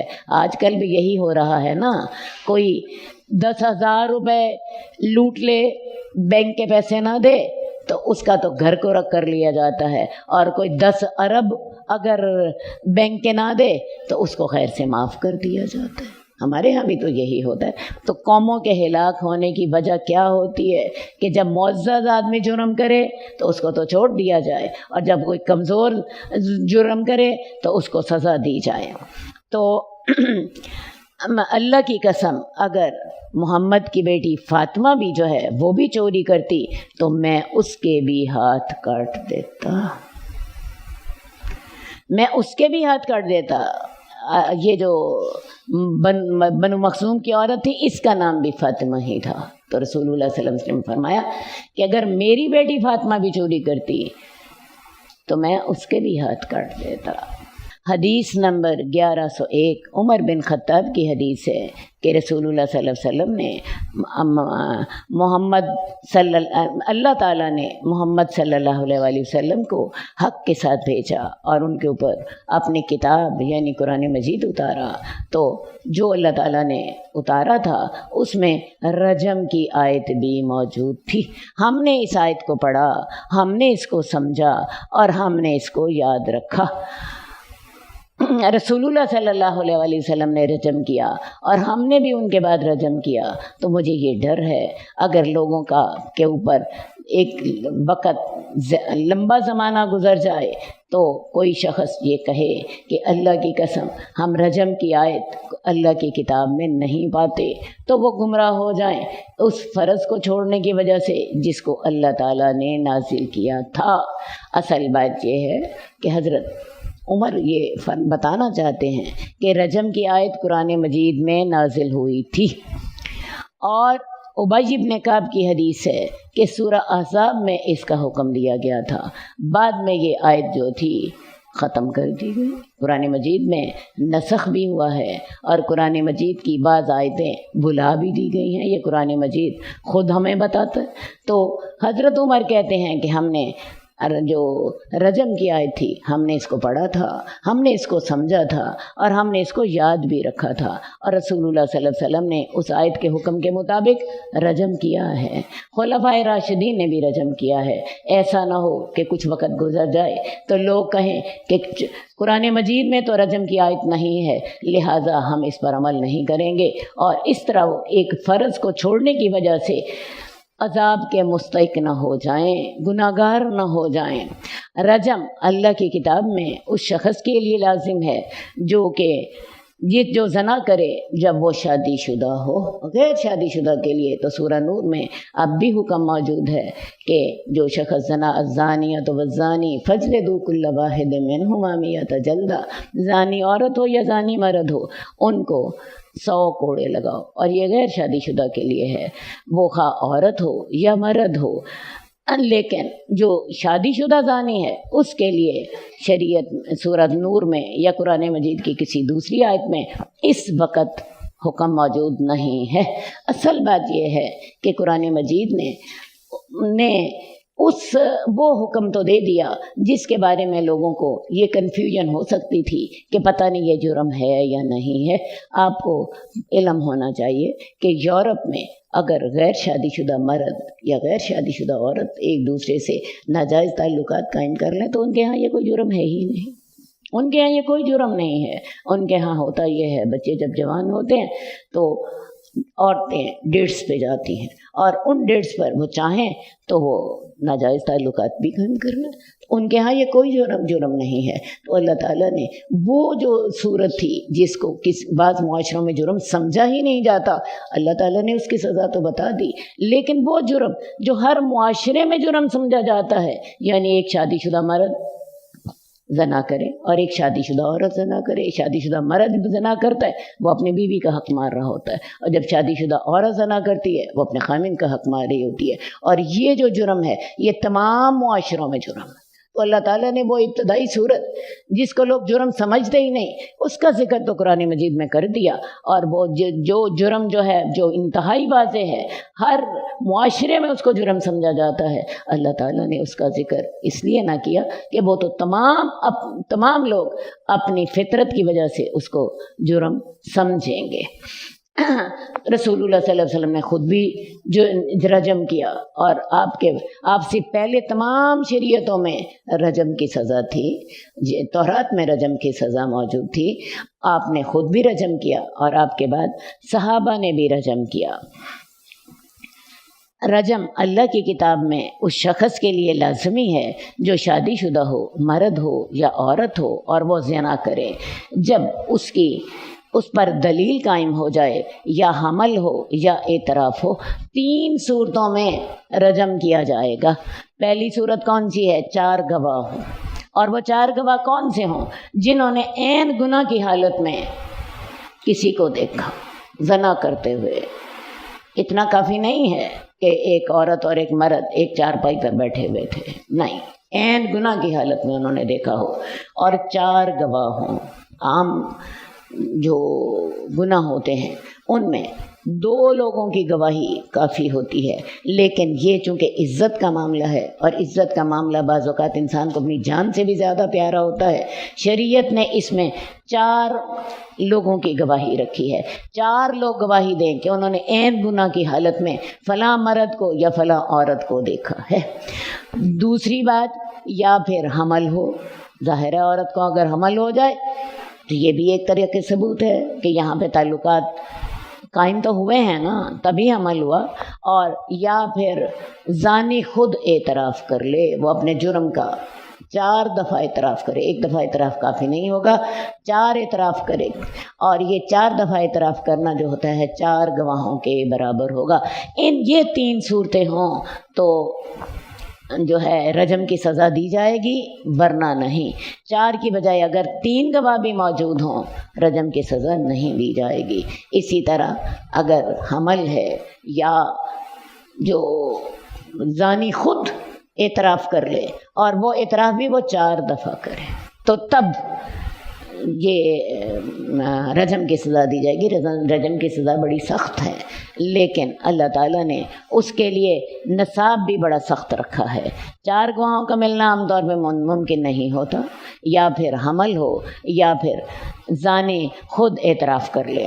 حدیث نمبر 1102 ابو ہریرہ کی حدیث ہے، اور جابر کی۔ ابو ہریرہ کہتے ہیں کہ ایک شخص رسول اللہ صلی اللہ علیہ وسلم کے پاس آیا، اور آپ صلی اللہ علیہ وآلہ وسلم اس وقت مسجد میں تشریف فرما تھے۔ اس نے آپ کو آواز دی اور کہا، اے اللہ کے رسول، میں نے زنا کیا ہے، اور میں نے زنا کیا ہے۔ آپ نے اس سے منہ موڑ لیا، یہاں تک کہ اس نے 4 مرتبہ یہ بات دہرائی۔ اب یہ کون تھے؟ یہ مائز اسلمی تھے، بنو اسلم قبیلے کے ایک شخص تھے جن کا نام مائز تھا۔ اب آپ ان کی نیکی دیکھیے، یہ چاہتے اپنے گھر میں بیٹھے رہتے، کوئی مسئلہ نہیں تھا، لیکن ان کا جرم ان کو اتنا بے چین کر رہا تھا۔ اللہ کے رسول کے پاس مسجد میں آئے اور کہنے لگے، یا رسول اللہ، میں نے جرم کیا ہے، مجھے پاک کر دیجئے۔ اللہ کے رسول نے منہ موڑ لیا۔ یہ دوسری طرف سے آئے، جس طرف آپ کا منہ تھا، وہاں پر آ کے پھر کہا، اللہ کے رسول نے پھر منہ موڑ لیا۔ پھر تیسری طرف اس طرف سے آئے جس طرف اللہ کے رسول کا منہ تھا، اور آ کے کہا، یا رسول اللہ، میں نے جرم کیا ہے۔ پھر چوتھی دفعہ بھی اب ایسے کیا، چونکہ اب نصاب پورا ہو چکا تھا 4 دفعہ اعتراف کا، تو اب رسول اللہ صلی اللہ علیہ وآلہ وسلم نے اس کی طرف دیکھا۔ جب اس نے اپنے نفس کے خلاف 4 گواہیاں دے لیں، اس کو رسول اللہ صلی اللہ علیہ وسلم نے بلایا، اس سے پوچھا، کیا تو پاگل تو نہیں ہے؟ بعض اوقات انسان نشے میں ہوتا ہے تو غلط بات کر رہتا ہوتا ہے۔ سب سے پہلے پوچھا، کیا یہ کہیں پاگل تو نہیں؟ اس نے کہا، یا رسول اللہ، نہیں، میں پوری ہوش و حواس سے بات کر رہا ہوں۔ آپ نے کہا، کیا تو شادی شدہ ہے؟ اس نے کہا، ہاں۔ آپ نے کہا، اس کو لے جاؤ اور اس کو رجم کر دو۔ دوسری حدیث میں آتا ہے کہ رسول اللہ صلی اللہ علیہ وآلہ وسلم نے اسے پوچھا کہ کیا تو نے بوسہ لیا تھا؟ وہ کہنے لگا، نہیں یا رسول اللہ، میں نے جرم کیا ہے۔ آپ نے پھر پوچھا، شاید تو نے اسے چھوا ہوگا؟ وہ پھر کہنے لگا، یا رسول اللہ، نہیں۔ آپ نے پھر بڑے واضح لفظوں میں اس سے پوچھا، کیا تم نے یہ جرم اس طرح کیا تھا؟ کہنے لگا ہاں، جب آپ نے اچھی طرح تفتیش کر لی اور یہ بھی پتہ کر لیا کہ یہ مجنوں تو نہیں ہے، بلکہ آپ نے کہا اس کا منہ سونگھو کہ اس کے منہ سے شراب کی بو تو نہیں آ رہی، اچھی طرح پتہ کرنے کے بعد پھر آپ نے حکم دیا اس کو لے جاؤ اور اس کو رجم کر دو۔ جابر کہتے ہیں میں ان لوگوں میں تھا جنہوں نے اس کو رجم کیا تھا، ہم نے اس کو عیدگاہ میں رجم کیا کھلے میدان میں، تو جب اس کے پتھر پڑے وہ بھاگ گیا۔ میں نے آپ کو بتایا تھا کہ رجم اس طرح کرتے ہیں کہ گڑھا کھود دیتے ہیں جس کے بیچ میں آدمی کو کمر تک دفن کر دیتے، کمر تک اس کو کھڑا کر دیتے اور اس کے بعد اسے پتھر مارتے ہیں یہاں تک کہ وہ اس کا خون نکل آتا ہے، وہ چیختا ہے، وہ چلاتا ہے۔ ظاہر ہے پتھر لگنے کی اسے تکلیف ہوتی ہے، تو اس کو اتنی دیر تک پتھر مارتے رہتے ہیں جب تک کہ وہ مر نہ جائے۔ تو جب اسے پتھر پڑے تو وہ بھاگ گیا، تو ہم نے اس کو ہررا کے مقام پر پکڑ لیا، تو ہم نے اس کو رجم کر دیا۔ ہررا جو ہے یہ مدینے کے باہر کالے رنگ کی چٹانیں ہیں، تو وہ شخص بھاگ گیا تو صحابہ نے اسے پکڑ لیا۔ اللہ کے رسول صلی اللہ علیہ وسلم نے فرمایا تم نے اس کو جانے دیا ہوتا۔ تو اب رسول اللہ صلی اللہ علیہ وآلہ وسلم نے اس کی نماز جنازہ بھی پڑھی اور اس کے لیے دعا بھی کی، اور بلکہ آپ نے بلکہ ایک اور حدیث میں آتا ہے ایک عورت تھی غامدی قبیلے کی، وہ اللہ کے رسول صلی اللہ علیہ وآلہ وسلم کے پاس آئی، کہنے لگی یا رسول اللہ میں نے زنا کیا ہے اور مجھے اسی زنا کا حمل بھی ہے۔ اللہ کے رسول نے پہلے تو توجہ نہیں کی، لیکن جب اس نے کہا مجھے اسی زنا کا حمل ہے تو آپ کو پتہ ہے یہ نشانی تھی۔ آپ نے کہا تو ایسا کر جب تیرا حمل وضع ہو جائے گا تو تب میرے پاس آنا۔ اب اس عورت کا جب بچہ ہو گیا اس نے بچے کو ایک کپڑے میں لپیٹا، اللہ کے رسول کے پاس آ گئی، یا رسول اللہ مجھے پاک کر دیجیے۔ رسول اللہ صلی اللہ علیہ وسلم نے کہا کہ تو واپس چلی جا، اس بچے کو دودھ پلا، جب یہ بچہ کھانا کھانے کے قابل ہو جائے گا تم میرے پاس پھر آنا۔ اب ہوا کیا، اس عورت نے اس بچے کو روٹی کی جلدی عادت ڈال دی، اور جب وہ 6-7 مہینے کا ہوا تو اللہ کے رسول صلی اللہ علیہ وسلم کے پاس لے کر آئی، اس کے ہاتھ میں روٹی کا ٹکڑا پکڑا ہوا تھا بچے کے ہاتھ میں، اور وہ روٹی منہ میں ڈال کے تو کھا رہا تھا۔ کہنے لگی یا رسول اللہ مجھے پاک کر دیجیے۔ رسول اللہ صلی اللہ علیہ وآلہ وسلم نے کیا کیا، ایک انصاری صحابی کو اس بچے کی کفالت کا ذمہ دار ٹھہرایا۔ ظاہر ہے بچے کا تو کوئی قصور نہیں تھا۔ اس انصاری صحابی کو کہا کہ اس بچے کو پالنے کے تم ذمہ دار ہو، اور اس کے بعد پھر اس عورت کو رجم کرنے کا حکم دیا۔ اب جب یہ اس عورت کو پتھر مار رہے تھے تو اس عورت کے خون پھوٹا تو حضرت خالد بن ولید کے کپڑوں پر پڑا۔ حضرت خالد بن ولید سے کوئی غلط جملہ منہ سے نکل گیا تو رسول اللہ صلی اللہ علیہ وسلم نے فرمایا اس عورت نے تو ایسی توبہ کی ہے کہ یہ تمام مدینے والوں میں بانٹی جائے تو تب بھی کافی ہو۔ ویسے بھی آپ دیکھیں ایک شخص کو اپنے مجرم ہونے کا کتنا احساس ہے، اس کو توبہ کرنے کا کتنا زیادہ دھیان ہے کہ وہ اپنی عزت کا بھی خیال نہیں کرتا، یہ بھی خیال نہیں کرتا کہ مجھے تکلیف ہوگی، میری جان چلی جائے گی۔ تو رسول اللہ صلی اللہ علیہ وآلہ وسلم نے حضرت ماعز اسلمی کی بھی نماز جنازہ پڑھی اور دعا بھی کی، اور وہ جو غامدیہ عورت تھی اس کے لیے بھی دعا بھی کی، اور یہ بھی کہا کہ اگر اس عورت نے تو ایسی اچھی توبہ کی ہے کہ اگر پورے مدینے والوں میں بانٹ دی جائے تو ان کو بھی کافی ہو۔ اس نے تو اپنا نفس اللہ کے راستے میں قربان کر دیا، کیا خیال ہے اپنے گھر بیٹھی رہتی تو کوئی اسے پوچھنے آیا تھا کہ بتاؤ تم نے زنا کیا ہے یا نہیں کیا۔ حدیث نمبر 1103 ابو ہریرہ کی حدیث ہے اور زید بن خالد جوہنی کی حدیث ہے۔ ان دونوں نے کہا کہ رسول اللہ صلی اللہ علیہ وسلم کے پاس ایک آدمی آیا اور اس نے کہا میں آپ کو اللہ کی قسم دیتا ہوں کہ آپ ہمارے درمیان اللہ کی کتاب کے مطابق فیصلہ کر دیجئے۔ تو اس کا جو مخالف تھا وہ کھڑا ہوا اور وہ اس سے زیادہ سمجھدار تھا، وہ کہنے لگا یہ آدمی سچ کہہ رہا ہے، آپ ہمارے درمیان اللہ کی کتاب کے مطابق فیصلہ کیجئے اور یا رسول اللہ مجھے اجازت دیجئے کہ میں بات کروں۔ رسول اللہ صلی اللہ علیہ وسلم کہا ہاں تم بات کرو۔ تو اس نے کہا میرا بیٹا اس شخص کے گھر ملازم تھا، تو میرے بیٹے نے اس کی بیوی سے زنا کیا، تو میں نے اس کو فدیے میں 100 بکریاں دیں اور ایک غلام دیا، اور میں نے اہل علم لوگوں سے پوچھا ہے تو انہوں نے مجھے بتایا ہے کہ میرے بیٹے کو 100 کوڑوں کی سزا ملے گی اور 1 سال کی جلا وطنی کی سزا ملے گی، اور اس عورت کو رجم کیا جائے گا۔ بات سمجھ آ رہی ہے؟ ایک آدمی نے اپنا دعویٰ پیش کیا کہ اس لڑکے نے میری بیوی سے زنا کیا ہے۔ اب اس لڑکے کا باپ موجود تھا، وہ کہنے لگا یا رسول اللہ، اصل بات ہے میرا بیٹا اس آدمی کے گھر میں ملازم تھا اور میرے بیٹے نے اس کی بیوی سے زنا کیا، تو میں نے کیا کیا، اس کے بدلے میں اس آدمی کو 100 بکریاں دی اور 1 غلام دیا۔ تو ویسے میں نے اہل علم لوگوں سے پوچھا، انہوں نے مجھے بتایا ہے کہ تیرے بیٹے کو 100 کوڑے پڑیں گے اور 1 سال کے لیے جلا وطن کر دیا جائے گا، کیونکہ یہ لڑکا جو تھا غیر شادی شدہ تھا، اور عورت کو رجم کیا جائے گا کیونکہ عورت شادی شدہ تھی، عورت شادی شدہ تھی، اس کو رجم کیا جائے گا۔ تو آپ نے کہا اس ذات کی قسم جس کے ہاتھ میں میری جان ہے، میں تم دونوں کے درمیان اللہ کی کتاب کے مطابق ہی فیصلہ کروں گا، 100 بکریاں اور خادم تمہیں واپس مل جائے گا، اور تیرے بیٹے کو 100 کوڑے پڑیں گے اور 1 سال کے لیے جلا وطن کر دیا جائے گا۔ 1 سال کے لیے جلا وطن اس لیے کر دیا جائے گا تاکہ وہ حالات ہی نہ رہیں، وہ مجرم موقع پر ہی موجود نہ ہو تاکہ اس جرم کا اعادہ نہ ہو۔ اور آپ نے یہ فرمایا، اے انیس، تو کل کو اس عورت کے پاس جا اور اس سے بھی پوچھو، اگر وہ اعتراف کر دے تو اس کو بھی رجم کر دو۔ اب آپ نے ایک اپنے صحابی کو حکم دیا کہ تم جا کے اس عورت سے بھی پوچھنا، عورت کیا اعتراف کرتی ہے کہ اس نے زنا کیا تھا۔ اس عورت نے واقعی اعتراف کر لیا، صرف اس شخص کے الزام پر کہ میں نے اپنی مالکہ سے زنا کیا ہے اس کو سزا نہیں دی گئی، بلکہ اس عورت سے بھی پوچھا گیا، اس عورت نے اعتراف کر دیا، اعتراف کر لیا تو اللہ کے رسول صلی اللہ علیہ وسلم نے اس کو رجم کرنے کا حکم دیا۔ اصل بات ہے وہ شادی شدہ تھی اور یہ لڑکا جو تھا یہ غیر شادی شدہ تھا۔ جو غیر شادی شدہ ہے اس کے لیے 100 کوڑوں کی سزا ہے، کیونکہ اس کے پاس اپنی خواہشات کو پورا کرنے کے لیے کوئی ذریعہ نہیں ہے، لیکن جس کے پاس اپنی خواہشات کو پورا کرنے کا ذریعہ بھی تھا، شادی شدہ تھا، تو لہٰذا اس کی سزا جو تھی وہ رجم تھی۔ تو رسول اللہ صلی اللہ علیہ وآلہ وسلم کے زمانے میں 4 واقعات ہوئے ہیں جن میں آپ نے رجم کیا ہے۔ ان میں سے پہلا واقعہ تو وہی ہے جو آپ نے پیچھے حدیث نمبر 1102 میں پڑھا ہے، جس میں حضرت ماعز اسلمی نے اپنے گناہ کا خود اعتراف کر لیا۔ دوسرا واقعہ وہ ہے جب غامدیہ عورت نے، اس عورت کا نام حدیث میں موجود نہیں ہے، غامدی اس کا قبیلہ تھا، غامدیہ عورت نے اپنے گناہ کا اعتراف کیا، اس کو بھی رجم کر لیا گیا 2۔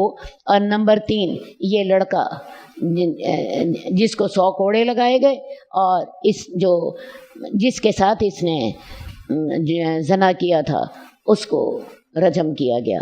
یہ 3 ہیں۔ اور چوتھا واقعہ یہ تھا کہ رسول اللہ صلی اللہ علیہ وآلہ وسلم کے پاس یہودی اپنا کیس لے کر آئے، ان میں سے ایک عورت اور ایک مرد نے زنا کیا تھا۔ ان کا خیال یہ تھا کہ شاید ہماری جان بچ جائے گی، لیکن میں نے آپ کو بتایا کہ تورات میں بھی رجم کا حکم ہے۔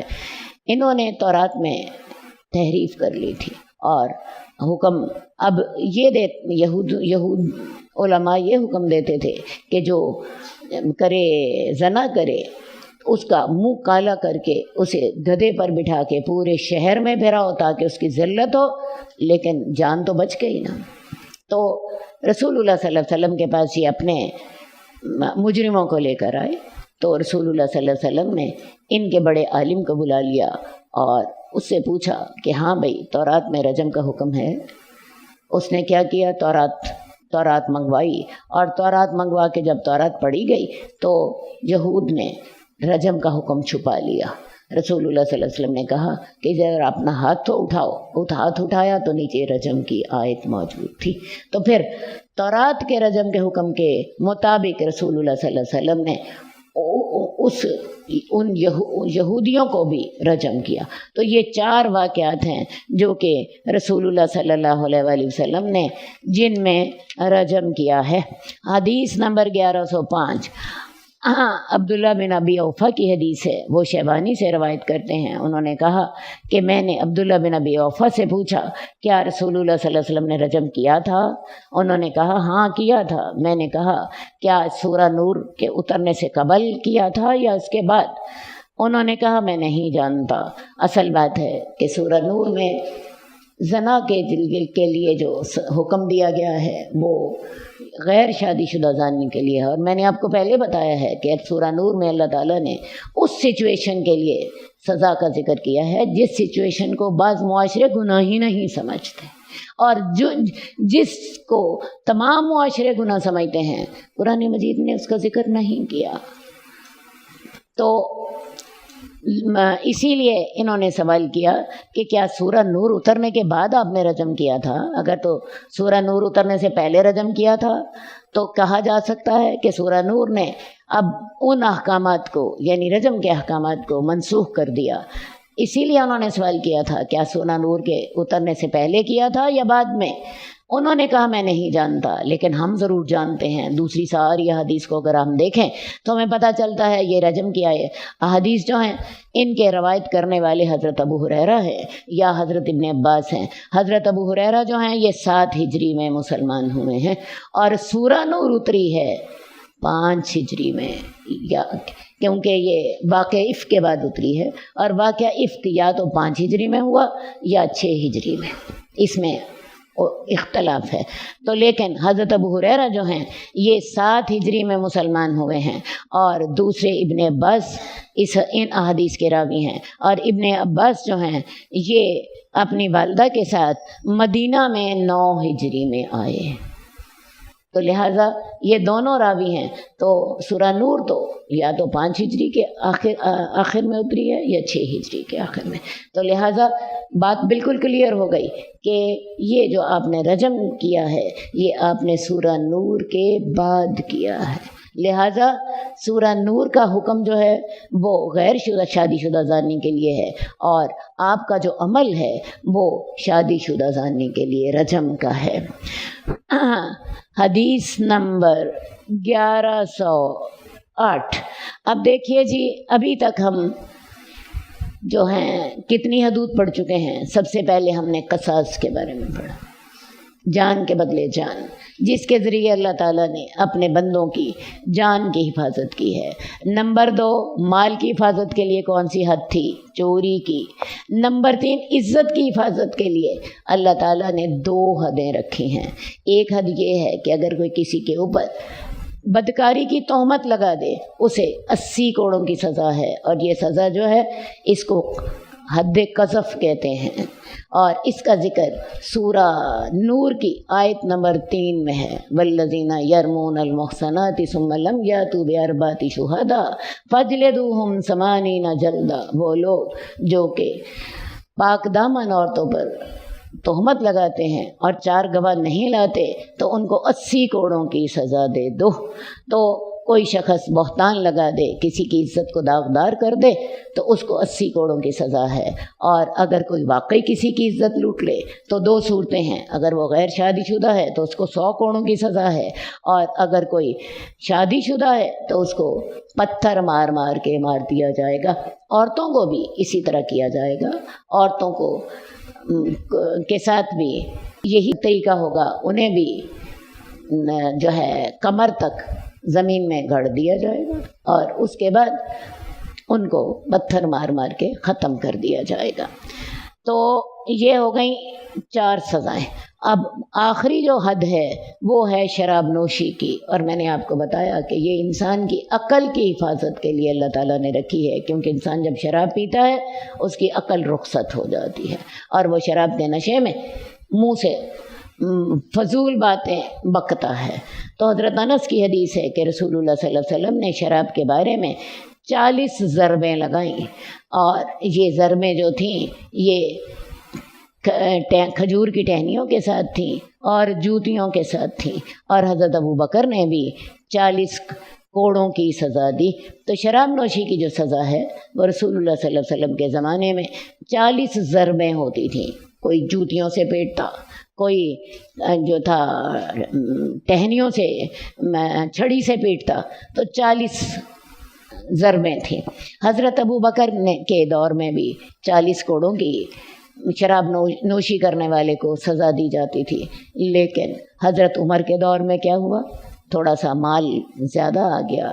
دوسری بات ہے رسول اللہ صلی اللہ علیہ وسلم کا زمانہ ذرا گزرے میں دیر ہو گئی تھی، لوگوں کے تقوی کا معیار کم ہو گیا، لوگوں نے شراب نوشی میں زیادتی شروع کر دی تو حضرت عمر نے کیا کیا کہ ان کی سزا جو تھی 80 کوڑے مقرر کر دی، اور ان کا کہنا یہ تھا کہ شراب نوشی میں جب انسان شراب نوشی کرتا ہے اس کی مت ماری جاتی ہے اور وہ کسی پر بہتان بھی لگا دیتا ہے، تو بہتان کی سزا چونکہ شریعت نے 80 کوڑے رکھی ہے تو اس بنیاد پر حضرت عمر نے ان کی سزا جو تھی 80 کوڑے کر دی، تاکہ یہ جو لوگ شراب نوشی کے سلسلے میں غفلت کر رہے ہیں اس کا علاج کر سکیں۔ تو لیکن اس کے ساتھ ساتھ حضرت عمر نے یہ بات بھی طے کر دی تھی کہ اگر کوئی شخص 80 کوڑے کھانے کے بعد مر جائے تو اس کی دیت بیت المال کی طرف سے ادا کی جائے گی، کیونکہ اصل حد جو ہے وہ 40 کوڑے ہے۔ حضرت عمر نے یہ جو حد مقرر کی تھی انہوں نے اپنے انتظامی اختیارات کے تحت مقرر کی تھی، ورنہ حضرت عمر کو شریعت میں تبدیلی کرنے کا کوئی اختیار نہیں تھا۔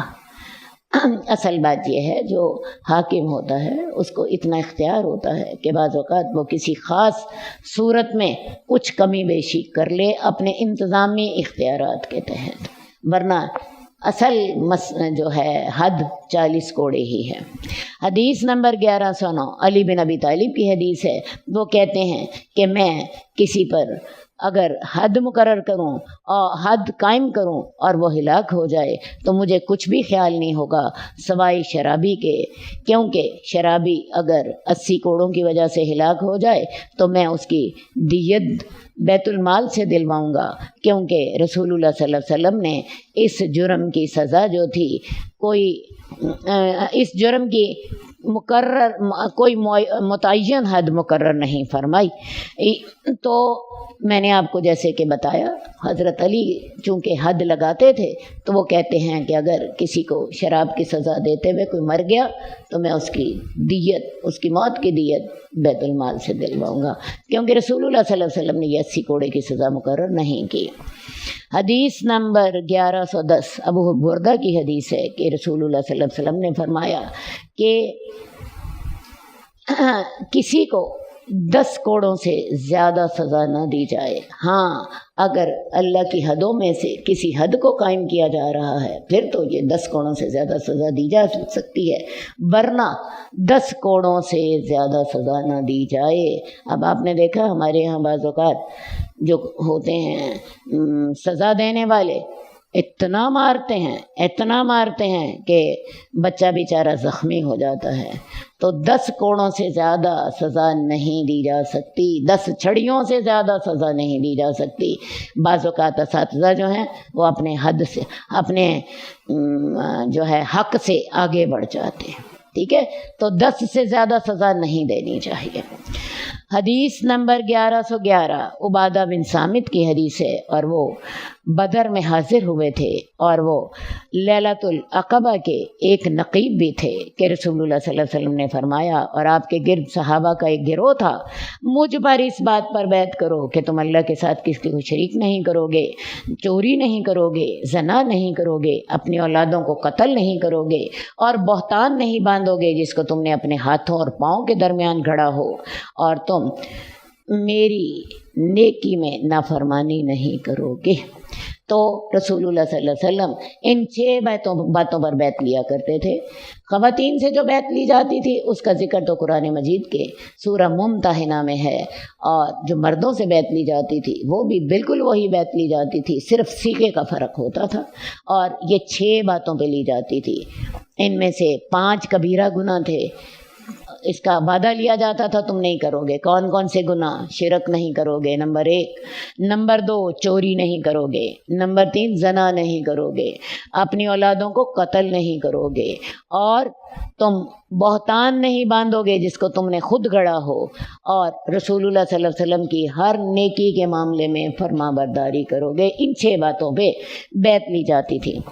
تو جس نے تو تم میں سے اس بیعت کو پورا کیا تو اس کا اجر تو اللہ پر ہے، اور جو ان باتوں میں سے کسی چیز کا مرتکب ہوا تو اس کو دنیا میں سزا دے دی گئی تو اس کا کفارہ ہوگا۔ اب رسول اللہ صلی اللہ علیہ وسلم کہنا کیا چاہ رہے ہیں؟ آپ فرماتے ہیں کہ جس نے تو یہ ساری باتیں پوری کی، اس نے نہ شرک کیا، نہ چوری کی، نہ زنا کیا، نہ اولاد کو قتل کیا، اور نہ ہی اس نے کوئی بہتان باندھا، تو وہ تو دیکھو جی اللہ تعالیٰ اس کو اجر دے گا۔ لیکن اگر کسی شخص نے چوری کر لی یا کسی شخص نے بہتان باندھ دیا یا اسے کوئی گناہ ہو گیا اور اس کو دنیا میں سزا مل گئی تو یہ سزا اس کی کفارہ بن جائے گی، آخرت میں پھر اس کو سزا نہیں ہوگی۔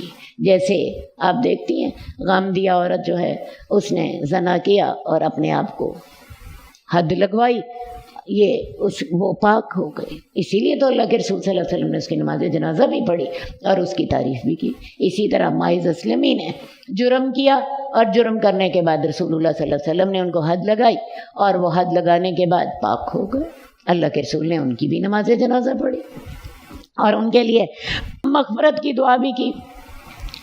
تو جس شخص کو دنیا میں سزا دے دی گئی تو وہ اس کا کفارہ بن جائے گی، اور جو شخص ان میں سے کسی گناہ کا مرتکب ہوا اور اللہ نے اس کا پردہ ڈھک دیا، مثال کے طور پہ کسی نے زنا کیا، اللہ نے پردہ ڈھک دیا، کسی نے چوری کی، اللہ نے پردہ ڈال دیا، اور وہ لوگوں کی نگاہ میں نہیں آیا، تو وہ اللہ کی طرف ہے، اگر وہ چاہے تو اس کو معاف کر دے اور اگر چاہے تو اس کو سزا دے۔ یعنی اب کسی نے چوری کی، اللہ نے پردہ ڈھک دیا، کسی نے زنا کیا، اللہ نے پردہ ڈال دیا، دنیا میں اس کا جرم جو ہے وہ افشا نہیں ہوا، تو اور اس نے اللہ سے توبہ کی۔ اب توبہ کرنے کے بعد اللہ چاہے تو اس کی توبہ پر ہی اس کو معاف کر دے، اور چاہے تو اللہ تعالیٰ اس کو قیامت میں سزا دے، یہ اللہ پر ہے۔ اللہ تعالیٰ اس کے بارے میں خود فیصلہ کریں گے کہ چاہیں تو اسے معاف کر دیں اور چاہیں تو اس کو سزا دیں۔ مراد کیا ہے کہ ضروری نہیں ہے کہ جب تک جرم کی سزا نہ ملے جرم معاف نہیں ہوگا۔ اگر اللہ تعالیٰ نے جرم پہ پردہ ڈال دیا اور اللہ نے توبہ کی بھی توفیق دے دی اور کسی شخص نے اللہ سے رو کے توبہ کر لی تو ہو سکتا ہے اللہ سزا کے بغیر ہی اس کو معاف کر دے۔ دیکھیے اللہ تعالیٰ کتنے مہربان ہیں کہ انسان سے گناہ بھی ہو گیا اور پھر اس نے اللہ سے توبہ کر لی تو اللہ تعالیٰ اس کو معاف کر دیں گے۔ لازمی نہیں ہے کہ جب تک کہ اسے دنیا میں سزا نہ ملے اس کا جرم معاف نہ ہو۔ اللہ تعالیٰ اس کو سزا دیے بغیر بھی ہو سکتا ہے معاف کر دے، وہ جیسے چاہے وہ کر لے۔ تو ہم نے رسول اللہ صلی اللہ علیہ وآلہ وسلم سے اس بات پر بیعت کی تھی۔ اب یہ واقعہ جو ہے یہ بیعت عقبہ ثانیہ کا ہے۔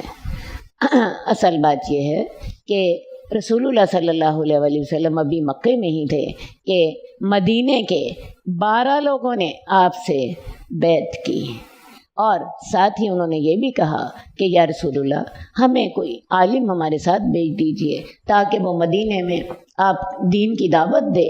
تو رسول اللہ صلی اللہ علیہ وسلم نے حضرت مصعب بن عمیر کو ان کے ساتھ بھجوا دیا۔ اب اللہ کی قدرت دیکھیے کہ مصعب بن عمیر وہاں پہ دین کی دعوت دیتے ہیں اور ان کی دین کی دعوت کی اتنی برکت ہوتی ہے کہ اگلے سال 73 لوگ جو ہیں وہ رسول اللہ صلی اللہ علیہ وسلم سے بیعت کرنے کے لیے حج کے موقع پر موجود تھے۔ حج کے موقع پر 73 لوگ موجود تھے۔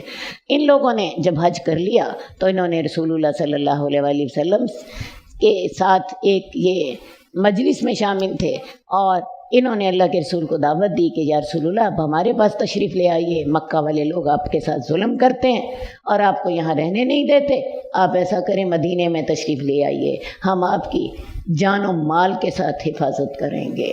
اور اس کے بدلے میں رسول اللہ صلی اللہ علیہ وسلم نے انہیں جنت کی خوشخبری دی۔ اب اسی کو کہتے ہیں بیعت عقبہ ثانیہ، یا یہی جو ہے عقبہ کی رات ہے۔ تو یہ جو رسول اللہ صلی اللہ علیہ وسلم نے مکے میں مدینے کے ان لوگوں سے جو بیعت لی تھی وہ ان الفاظ کی بیعت لی تھی، اور اس وقت ان کو بتایا تھا کہ جس کو تو دنیا میں سزا مل گئی وہ اس کے جرم کا کفارہ ہوگی، اور اگر سزا نہ ملی اللہ نے پردہ ڈال دیا اور اس نے اللہ سے توبہ کر لی، اللہ نے توبہ کی توفیق دے دی، اللہ چاہے تو اس کو سزا دیں، چاہے تو اس کو سزا نہ دے۔ تو اسی بات پر انہوں نے بیعت کر لی۔ اب اس موقع پر جب ان لوگوں نے رسول اللہ صلی اللہ علیہ وسلم کو سے بیعت بھی کر لی اور آپ کو دعوت بھی دی، رسول اللہ صلی اللہ علیہ وسلم نے ان کی دعوت قبول کر لی، اور اس دعوت دینے کے یا اس بیعت کے تقریباً اس بیعت کے 2 مہینے بعد رسول اللہ صلی اللہ علیہ وآلہ وسلم نے مدینہ کی طرف ہجرت کر لی۔ صرف 2 مہینے بعد یہ بیعت حج ختم ہونے کے بعد ہوئی، اور رسول اللہ صلی اللہ علیہ وآلہ وسلم نے 28 صفر کو اپنے ہجرت کے سفر کا آغاز کر دیا تھا، اور راستے میں آپ کو 2 ہفتے لگے، اور اس کے بعد آپ ربیع الاول میں مدینہ پہنچ گئے تھے۔ یہ جی آپ کی کتاب الحدود جو ہے ختم ہو گئی۔ اللہم صلی علی محمد وعلی آل محمد کما صلیت علی ابراہیم وعلی آل ابراہیم انک حمید مجید۔ اللہم بارک علی محمد وعلی آل محمد کما بارکت علی ابراہیم وعلی آل ابراہیم انک حمید مجید۔ مولاي صل وسلم دائما